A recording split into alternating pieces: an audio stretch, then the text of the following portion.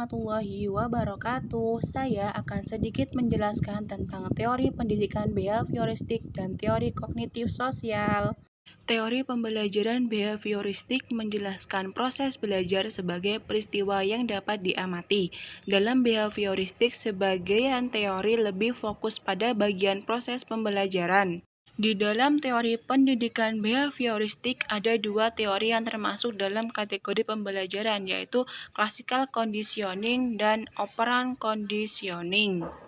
Conditioning adalah pengkondisian klasik, yaitu sekumpulan proses yang melibatkan stimulus, yaitu stimulus dari luar ataupun stimulus dari dalam. Sedangkan operant conditioning adalah metode pembelajaran yang menghubungkan perilaku menggunakan reward serta punishment. Kemudian yang kedua, teori kognitif sosial.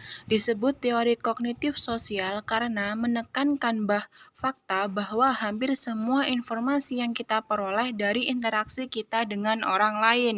Kemudian, manusia sebagai organisme yang dinamis dalam memproses informasi dan sebagai organisme sosial. Kemudian, berdasarkan observasi dan interaksi dengan orang lain, inilah kognisi, termasuk standar performa dan penilaian moral terus berkembang.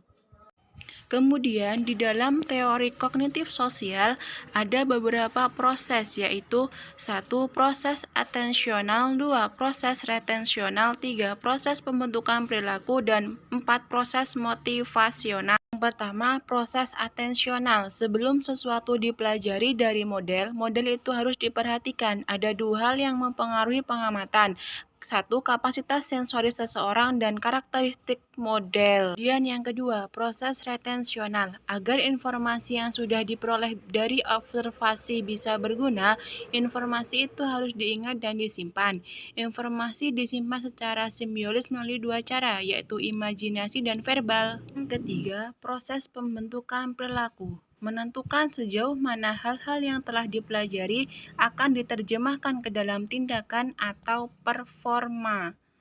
Proses motivasional menyediakan motif untuk menggunakan apa-apa yang telah dipelajari. Seorang pengamat dapat belajar cukup dengan mengamati konsekuensi dari perilaku orang lain, menyimpan informasi itu secara simbolis, dan menggunakannya jika perilaku itu bisa bermanfaat baginya.